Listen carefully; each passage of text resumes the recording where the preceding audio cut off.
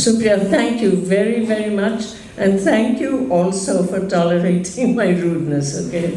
Thanks. And I knew the moment I saw you that you were really like on my planet. So, anyway, you made this poster which says it's a lecture, but I had thought that this was going to be a discussion.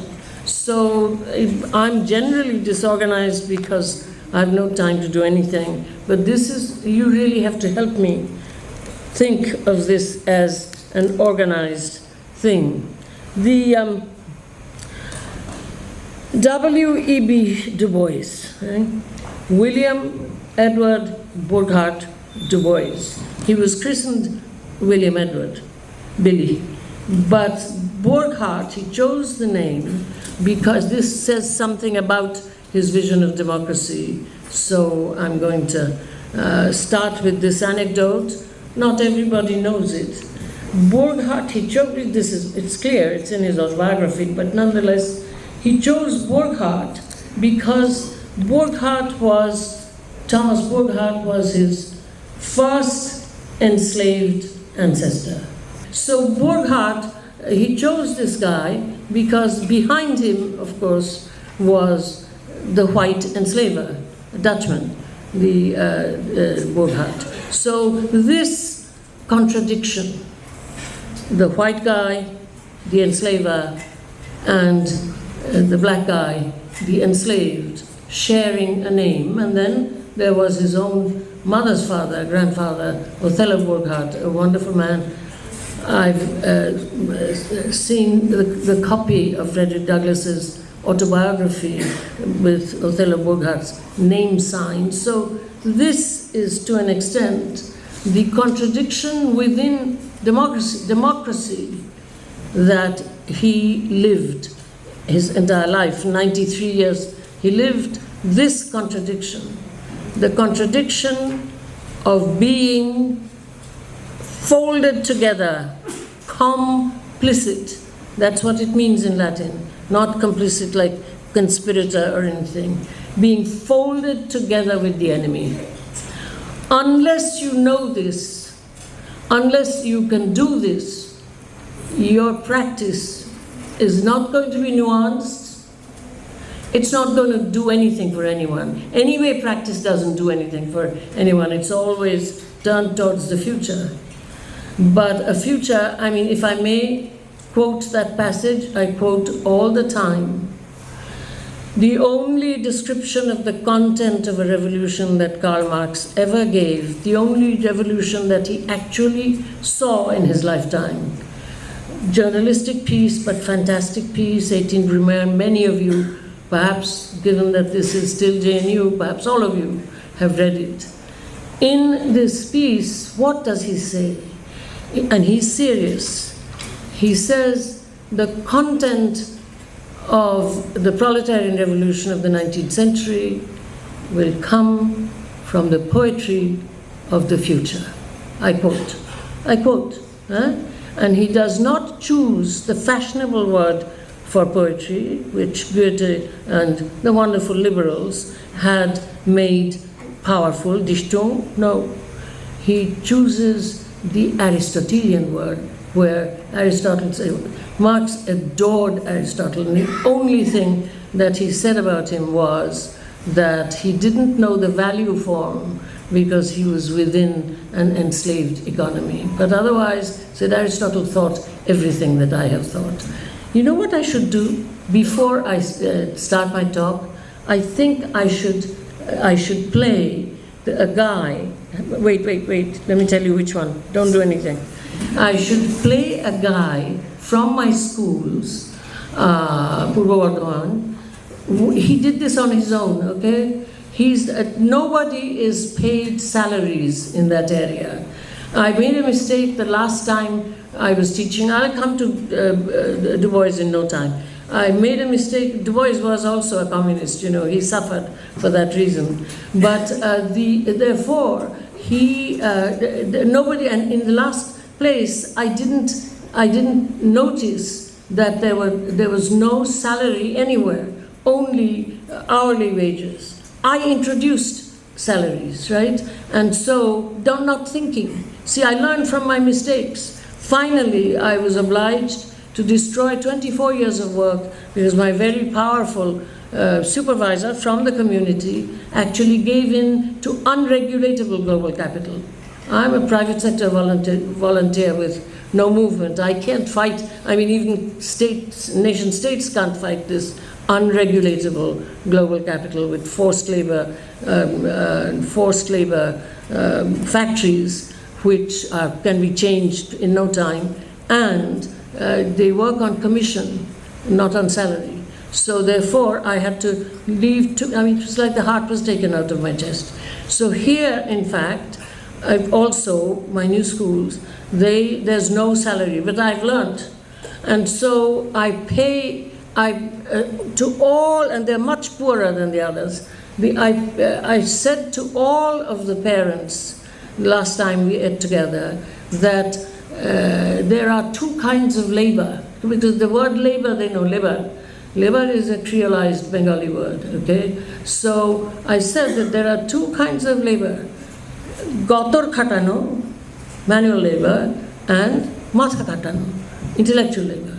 And so I said that I was giving the two teachers from the community, Sundari Kishku and Budin Hamram, I was giving them matha khatano mojuri, not salaries, but hourly, because that kind of change. Here I am, a nice caste Hindu metropolitan Calcutta person, which is much more important for them than the fact that I live in the United States. That's nothing. Most of them have never been to Calcutta, although this is in Purvodhan. But at any rate, this particular situation of someone who's basically an enemy, then coming in and doing this salary structure, it's disgraceful. Now there's one guy, one of my teacher's husband, who works at, there are no factories there, obviously. There's a paper mill, obviously there's a paper mill. So he works at the paper mill as wage labor, not as a salaried. Now he sent me something on his own. I never ask any of these people to do things for me. I had told them that I was being asked to speak on democracy in New York, in Ukraine, which I then explained what the Ukraine situation was, but also I said Delhi, which for them, of course, is just as remote as you can imagine. I'm not speaking to the faculty here. If I don't know, there are at least 2 or 3 faculty members in the audience, and I'm not speaking to the advanced students. I'm speaking to the ones who might just know very little about Du Bois, because I think that's my obligation. There must be people in this audience who don't know a great deal about him. He was born 3 years after President Abraham Lincoln issued the Proclamation of Emancipation, conferring freedom upon supposedly all enslaved women and men in the United States. His father, unlike the fathers of Frederick Douglass, 1818 to 1895, and Booker Taliaferro Washington, 1856 to 1915, the two men mentioned with him, as Edward W. Said and Homi K. Bhabha are mentioned when I am. So I mention this so that you get the sense. These three, Frederick Douglass, Booker T. Washington, and W.E.B. Du Bois, are always mentioned together as the beginners of the liberation movements, for the civil rights movements, all of that stuff for the formerly enslaved.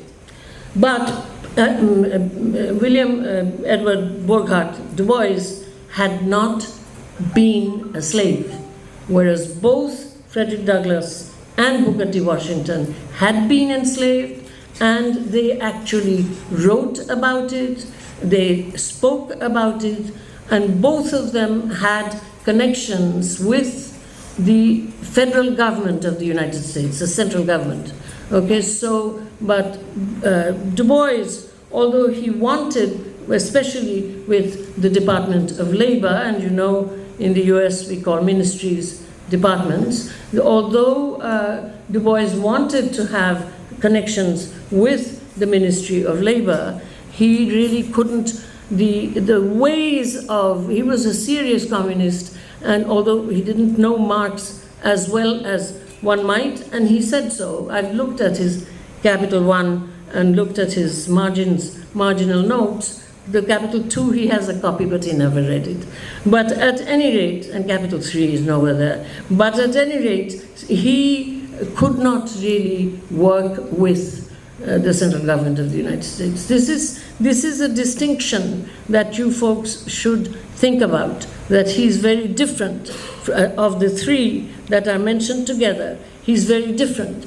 And he, in fact, felt embarrassed about this. He always felt apologetic about the fact that he had not experienced slavery. This is something that people don't think about when they just say W.E.B. Du Bois. But he, and a humanities person reads this way, trying to get into the other side rather than just simply a proper name.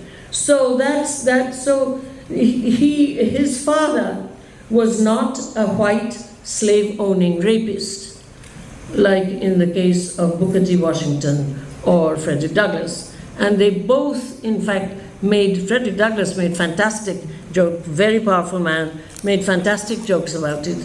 You know, his second wife was white. And so when people were making, criticisms of him, he said, my first wife was the same color as my mother. My second wife is the same color as my father. They shut up. They didn't say anything more. But anyway, but Du Bois's father was not a white slave-owning rapist, but rather a traveling Haitian from Haiti, okay, not a Haitian American.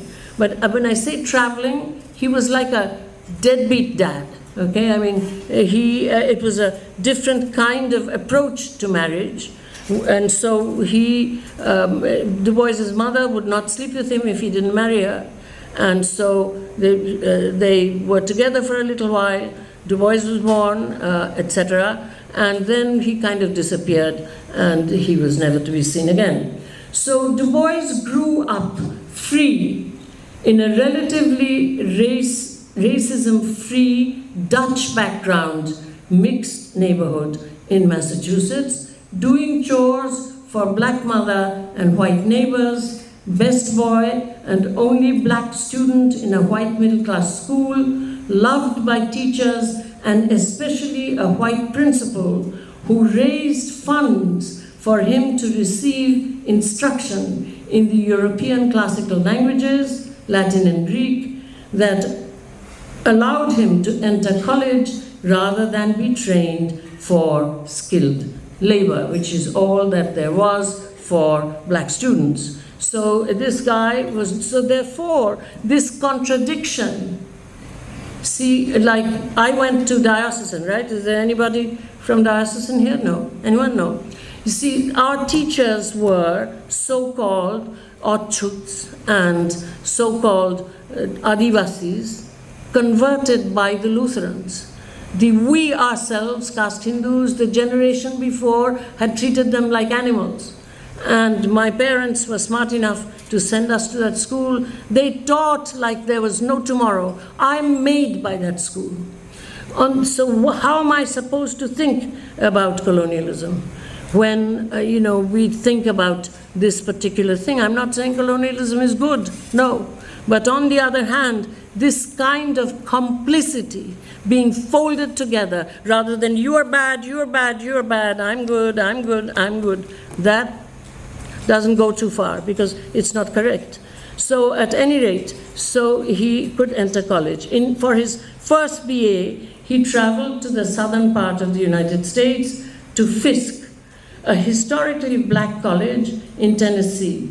As you know, the American Civil War had just been fought between the North and South because the South had wanted to hold on to the plantation economy and therefore to slaves. So Du Bois goes south for the first time for his BA. Since the South had lost the war, and slavery had been abolished, that part of the country had imposed a most strict system of apartheid, locally known as Jim Crow. It is not surprising that Du Bois wrote that it was at Fisk for the first time that he felt he was a Negro. Now, I'm going to use the word Negro when I'm talking about Du Bois, because in his time, that was the correct, polite, respectful word to use for black folks. Okay? So, but of course, when I'm speaking for myself, I will use the ones that we accept these days in English in various countries. At any rate, so Du Bois says that he felt like a Negro. He felt that he was a Negro for the first time when he went to Fisk. But you see, the Jim Crow apartheid, it's a little bit like Ambedkar. Army boy goes to school and finds, my God, this is how we are treated. It was not like he grew up being kicked around. So the thing is, so Du Bois in this situation, not just Du Bois, but all the kids at Fisk were extremely irritated not being able to sit in the proper compartments on trains, not being able to sit in the proper seats on buses, having to drink from separate water fountains, having to, and etc., etc. So therefore, although Du Bois for the first time felt that he was a Negro when he went to Fisk, it still wasn't the kind of experience that black people in fact experience today in certain areas of the United States. Okay, so that's something that for which Du Bois was very apologetic. He starts many of his books apologizing because he speaks from his own experience. The most famous book, Dusk of Dawn, where he's writing the biography of a concept, race, not just his own autobiography of a concept. He begins that important book with a section called Apology, because he feels, and this is why Du Bois is important for a humanities person. You can't just summarize his opinions and say that you are being a good historian. Everything verified, he did say this. You can't just control his text and say you're being a good sociologist. On the other hand, Du Bois himself actually also invented the modern discipline of sociology. Okay? He wrote in 1899, without any training, obviously, because there was no sociology. In 1899, he went from home to home. They were not really apartments, some were, in Philadelphia, to all the black inhabitants, and wrote an extraordinary book called The Philadelphia Negro, which is the first book that actually presents what we take for granted these days, urban sociology. There was nothing before Du Bois wrote this book. And of course, he was not acknowledged because he was black. The University of Pennsylvania didn't even give him a position because he was black. But the fact that he suffered was not something that he put forward a great deal, because there was behind it that apology that he had not been enslaved and that he had grown up without serious racism. So this is something that we have to remember, that Du Bois had no model. The only way, you have to think about this, okay? Because there are people who think about the Black Panthers and so on and so forth, and they think that Du Bois was an assimilationist. Put yourself in this is what a humanities teacher teaches. Try like the devil to put yourself in that position. That's what reading literature is. You put yourself outside of yourself into the text. I wrote a piece on Tarak Nath Sen, my teacher, My teacher, who told me that I wasn't going to get a first class in MA because I had been so very critical of the university in the Presidency College Journal. I used never to tell this story, but I do now that I'm old and about to die. And when he said that to me, as I say, I was supporting when my father had died when I was 13, and I was supporting myself and my mother from the age of 17, okay? And in those days, because of the 5-year plans, a humanities person, unless he or she had the money to pay for your travels, they weren't even granted a passport if they didn't get a first class.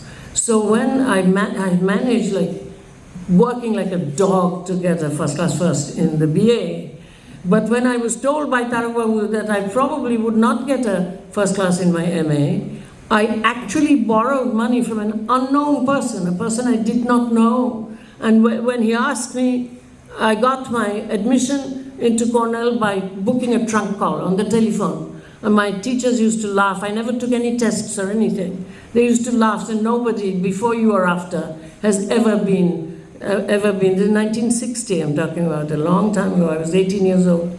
And so, of course they took me in because I wasn't asking for money. I'd borrowed the money, right? And I was the best student at the university. So they took me in. I never took a test. Well, and in 3 years I was an assistant professor. But at any rate, what happened was that when the guy asked me what my collateral was, I didn't even know what collateral meant. So I don't think life mortgages existed at that time. But I actually borrowed the money, the paperwork exists, on a supposed life mortgage that he would be able to employ me as anything if in 5 years, anything legal, if in 5 years I did not return the principal. So to an extent, you see this, I'm mentioning this because this whole business of Du Bois's own feelings about his apologetic, I failed the Cambridge entrance exam. You should know that. So the thing is, you're amused, eh? Yes, I was not as good as Nabonita Dev Sen, Awarta Sen, you name all of the other Cantabrigians among the Bengalis. No. But at any rate, the thing was that Du Bois himself had this sense of not knowing what the real situation was. So what did he say? He said that he was going to go to feel the shadow of slavery. And so for 2 summers, he taught at a rural school where most of his students were, all of his students were the children of formerly enslaved folks. And what did he experience there? He experienced the sense of caste. Now, Du Bois obviously did not understand the Indian caste system at all. As Ambedkar says in a very early essay, which he wanted to reprint, but he died too young, the caste system is the imposition of exogamy over endogamy. It's the difference between surplus men and surplus women. Amazing piece. One needs to read it over and over again, given at Columbia. But right at the end, he wanted to include it among the pieces that he was going to collect together. And this sense, of course, is not available to anybody who thinks caste as just the English word, because the English word caste, in fact, we don't quite know how to translate caste the fact that we have to translate it from the English is already somewhat strange. But the English word does not, the English word is more like class. The English word is not quite class, but it talks about those kinds of distinctions. And Du Bois was very important in realizing that within race, there was upward caste mobility. Not just class mobility, because the black working class did not graduate into the white class system so easily. But within race, there was what Du Bois called, it's fantastic the way he redoes the word caste. just as he redid the word general strike. Anybody here knows what Du Bois's use of, very famous use of, I'm not putting you on the spot. I just want to see what kind of familiarity there is so that I know where to go. Because time is running on, okay? I've spoken for half an hour already. So, anybody knows Du Bois's use of the phrase general strike? No. Okay, at least you're too embarrassed to say you do, which is good too. Du Bois described the slaves, fugitive slaves, who downed tools and left the plantation economy, okay, more than 100,000, when they were really being punished with extraordinary punishment during the Civil War. Du Bois called it a general strike. And they slowly, men and women, escaped in this way. And finally, although because they were black, they were not allowed to join the Union Army. But since the Union Army did not have enough soldiers, they finally did employ them as soldiers. And then there's a great long story about what they did in the First World War, what they did in the Second World War. But what Du Bois notices, and I just brought it up in Ukraine, because Ukraine also has, like, the Romani, the so-called bad word, gypsies, it has the Crimean Tatars, it has all kinds of folks who are prejudiced against inside the country. So it's not just subaltern by itself as the country as such. So I brought it up that Du Bois had said that the way in which the black man actually earned something remotely resembling recognition that he was human was by agreeing to kill people, Du Bois was a pacifist, was by agreeing to join the army and show their so-called bravery, which is, of course, a cause of great regret, that is how the subaltern proves that they are human. And in the Ukraine, there are pieces in The Guardian, there are pieces elsewhere on France 24, the English television station, etc., which show you that, yes, in Ukraine today, these subalterns who are completely oppressed, not even considered human, they are earning humanity by joining the army. This is, for us pacifists, an incredibly complex situation. Again, I can't say, I'm good, I'm a pacifist, I pay income tax in the United States. So what kind of a pacifist is that? So therefore, I can't say, I'm good, you're bad, I'm good, you're bad, see how nice I am, post-colonial. I can't say that. So, but this business of earning humanity. Now, so this was, for Du Bois, the incredible contradiction within. So you want me to go another 15 minutes or so, Supriya, right? I think I can manage this. Okay. I want you to see the humanities approach that I talk about. Romila and I have many discussions about this. The last one was a conference on justice in Calcutta.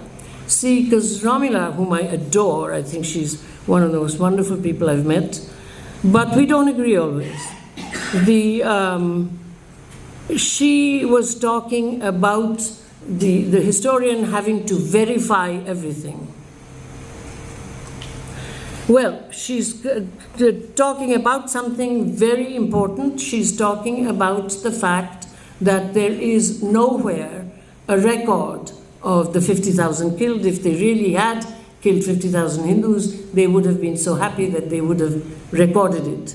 There's nowhere a record of this. So she says this. Then when I get up, I say that motive that they would have, because I know how they thought, that's unverifiable. So that in the end, the imagination of the historian must know how to learn from the unverifiable. And the humanities folks only teach how to learn from the unverifiable, because in the long run, everything is unverifiable. So to an extent, and I'm not giving theory, this is a practical thing said by someone who, in her small minor way, has been an activist now for over 40 years. It's not, verification is an elite British empiricist conviction. It's not.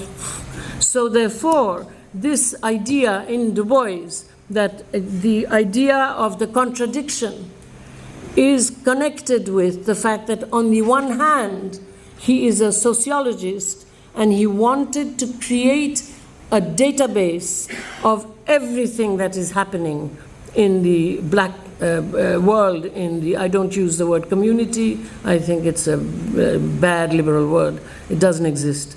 But at any rate, everything that's happening within the black social formation, a full database, which Booker T. Washington did not allow him to do.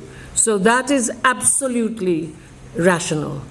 On the other hand, he knew, because he was also a fiction writer and could respect the unverifiable, that the subject of democracy, the person who votes, is in fact tied to identity, tied to all kinds of life details, tied to class, tied to voting groups, and so on and so forth. So, but this is a contradiction. In the United States today, they've undone democracy in many ways, and one of them is this voting blocks.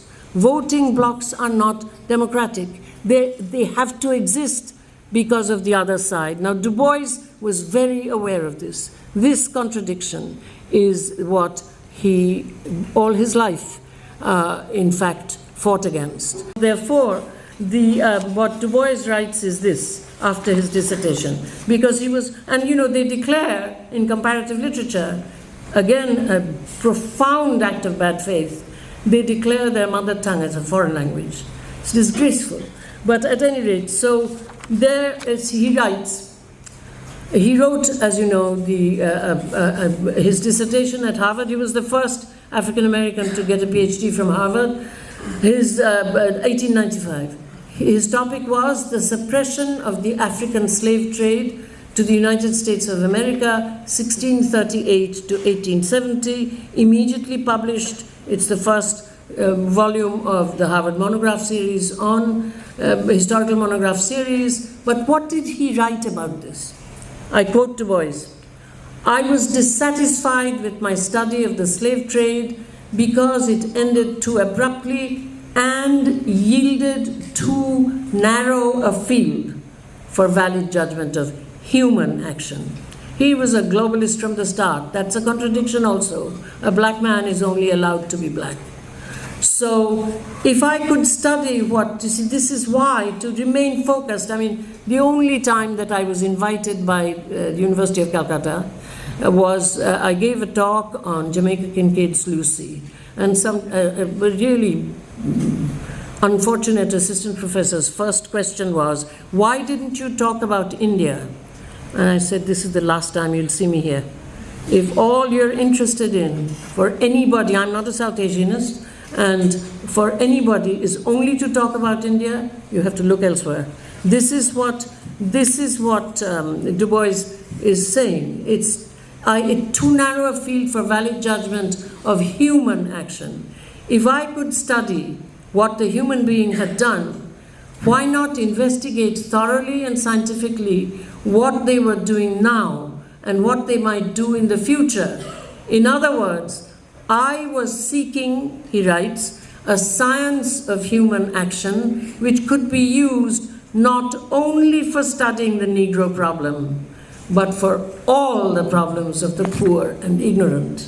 This is about his very successful dissertation, First Black Man at Harvard. His sufferings are also written about, etc.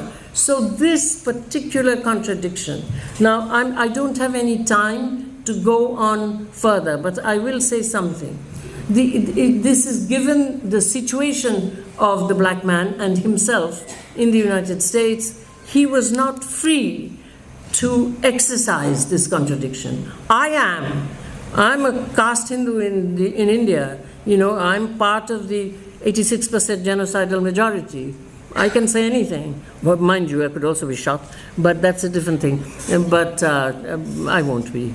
But, but at any rate, he did not have that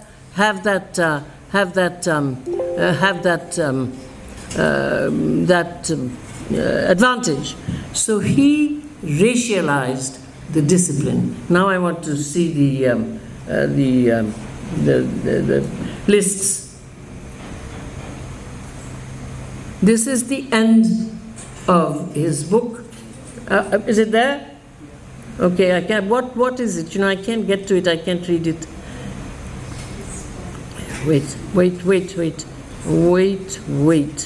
Okay, now you see that he's right. This is the bibliography at the back of his best book, and he's a very learned man. See this. The book is called The Black Reconstruction in America, 1935. Do you see how he does the thing? Whoever has seen such a bibliography? See, bibliography, the first kind is standard anti-Negro. Okay, then the next one, propaganda. And then the next one, historians, fair to indifferent to the Negro. Okay, see, so this is, he racialized his teaching profession, okay? So then the historians, these historians have studied the history of Negroes and write sympathetically about them. Then there are these monographs, and monographs are quite often the answers. These are the answers of certain carpetbaggers and scalawags to their, I can't go into carpetbaggers and scalawags, but believe me, to have this as a serious description of a careful bibliography in a historical work of some importance even today, it was a gesture. So, and then lives. These are lives of leaders who took part in Reconstruction and whose acts and thoughts influenced Negro development. And then comes the next one, Negro historians, unpublished theses. And most of his footnotes are from unpublished theses. So you see, because he could not establish the contradiction within democracy, that is to say, the rational part is absolutely without any kind of characteristic. The subject of democracy, like the subject of ethics, is rational, no characteristics. And the phenomenal part, the phenomenal forms of appearance of democracy in action is in contradiction to this. And anybody who sees this is not theory, this is practice. If you don't confront this in practice, then you get miserable tyrants at the head of your country.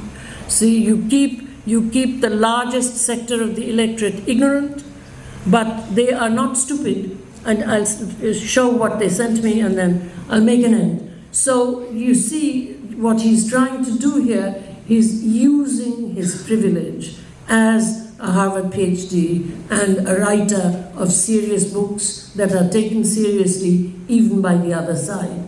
They still think he's wrong in praising the Negroes for understanding the Black Reconstruction, which is the first welfare state in the United States before Roosevelt's New Deal. So to an extent, and that was compromised through racism in 1877. So you see what he's trying to do. Now, I don't think I should go any further, should I? 5 minutes? Okay, so what shall I show?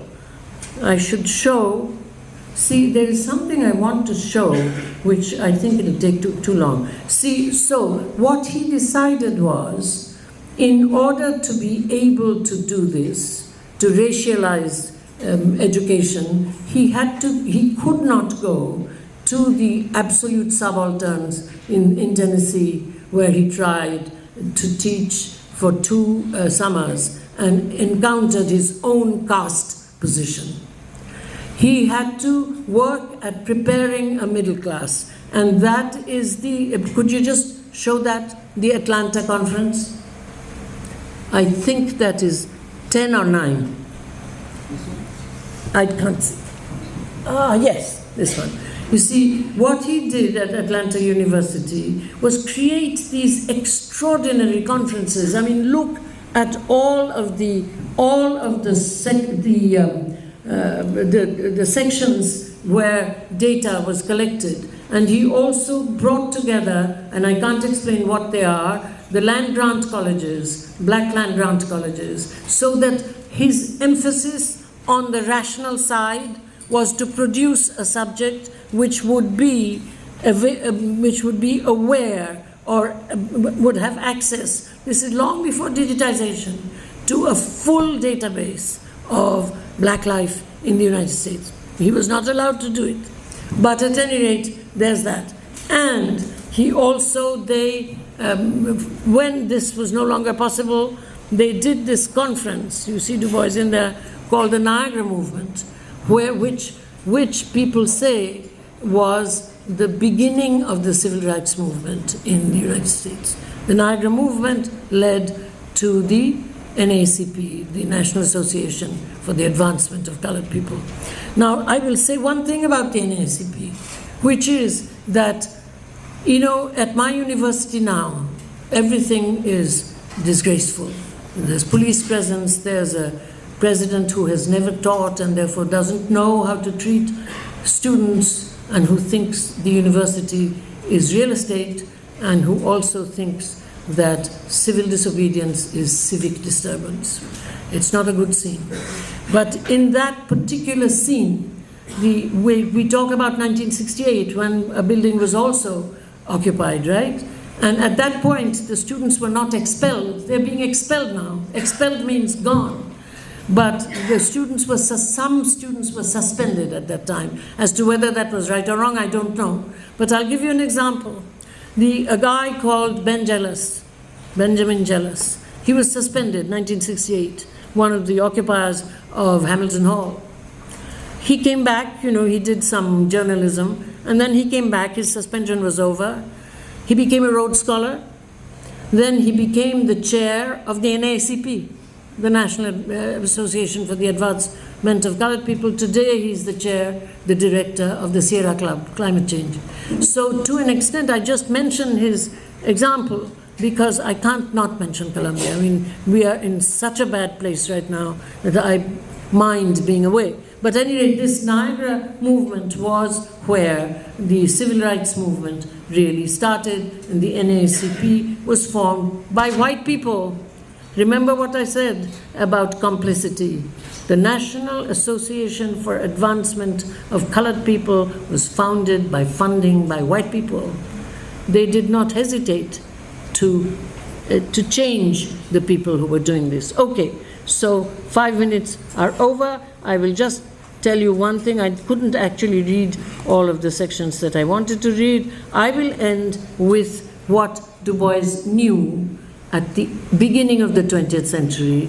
And believe me, if I had had the time, I would have told you how much he learned about Africa. But right at the beginning, all he knew, it's a book called Souls of Black Folk, all he knew, my friend Skip Gates, Henry Louis Gates Jr., who doesn't like Du Bois much, thinks that Du Bois is making this up. I don't think so. But at any rate, all he knew was something that his great-grandmother sang. And Du Bois' biographer thinks it's something from Senegambia. That's all he knew. But he didn't remain there, although many people read nothing but that book. He lived another 60 years. And he taught himself about Africa, finally lived and died in Africa, and was putting together books for an Encyclopedia Africana, did not romanticize Africa, this Africa Rising, etc. That was not his stuff. But please try to put it into this contradiction of democracy that I've been trying to tell you, between the rational and the phenomenal, and the fact that a black man who's not taken seriously can only deal with it by racializing the sources of knowledge. And thank you.